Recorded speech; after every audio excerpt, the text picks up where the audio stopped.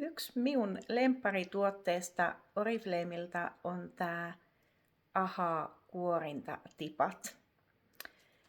Kun meidän ihosolut syntyy tuolla ihon alemmissa kerroksissa ja silloin kun ne syntyy, niin ne on semmoisia pullukoita ja terhakoita ja kimmoisia ja oikein semmoisia elinvoimaisia ja niillä on myös tuma. Muistat varmaan jostain biologian tunnilta.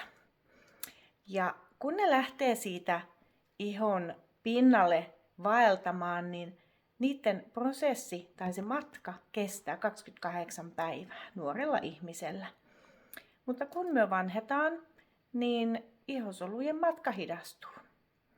Ne menettää kimmoisuuttaan, ne menettää kosteuttaan, ne hukkaa sen tumansakin sinne jonnekin matkan varrelle. Ja kun ne saapuu tuohon ihon pinnalle, niin ne on aika semmoisia kovia ja kinkkanoita ja ne näyttää semmoiselta harmaalta, elottomalta ja sen takia puhutaankin kuolleista ihosoluista. No, tutkimusten mukaan ne ei ihan täysin kuolleita ole, niissä on jonkun verran entsyymitoimintaa jäljellä, mutta koska ne näyttää niin kovin elottomilta, niin puhutaan sitten niissä kuolleista ihosoluista. Ja kun ne tulee siihen ihon pinnalle, niin hyöhän ei toki ole yksin. Heillä on semmoinen muutama miljardi kaveria siinä. Ja kun ne kaikki tulee siihen ihon pinnalle ja jos ne siihen ihon pinnalle jätetään, niin miltä se iho alkaa näyttää? No, samalta kuin ne kuolleet ihosolut, ihan kuolleelta. No, kukaan meistähän ei halua tietenkään näyttää kuolleelta, vaan me halutaan näyttää oikein elinvoimaiselta ja hehkeältä ja sitä kautta tietenkin myös sitten nuorekkaammalta.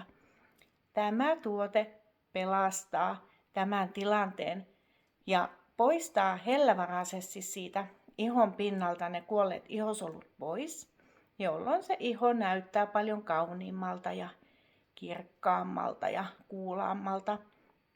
Ja sitten tietenkin ne kaikki hoitavat ainesosat, mitä laitetaan siihen iholle sen jälkeen, ne pystyy imeytymään, koska eihän ne pysty imeytymään mitenkään sinne syvemmälle ihoon, jos se ihon pinta on täynnä niitä kuolleita ihosoluja.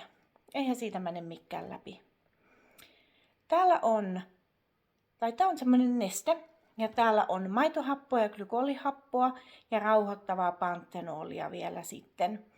Ja tämä on tämmöinen pipetissä oleva neste. Ja 2 kertaa viikossa, 1 kerran tai 2 kertaa viikossa voit ihan rauhassa käyttää, kunhan ne ei ole vaan peräkkäisiä päiviä. Otat vaikka tiistai ja perjantai. Ja puhistat ihon normaalisti, laitat sitten 1-2 tippaa tätä kuorintanestettä siihen kasvoille, annat hetken aikaa kuivahtaa ja sitten laitat ihan ne, mitä normaalistikin laittasit yöksi. Esimerkiksi seerumi, silmäympärysvoide ja yövoide. Ja sitten vaan menet nukkumaan. Ja aamulla peset koko komeuden pois iholta ja siihen kannattaa käyttää puhistusainetta, että saadaan kaikki tuotteet sieltä ihon pinnalta sitten pois. Mutta aivan ihana tuote. Yhtään jos tuntuu siltä, että perinteinen kuorinta-aine on vaikka liian voimakas tai sitten se on jotenkin, miten sitä haluaa sellaisia helppokäyttöisiä tuotteita, ettei hirveästi tarvitsisi illalla puljata niiden aineiden kanssa, niin ei tule käytetty semmoisia kuorinta-aineita, mitkä pitäisi pestä pois.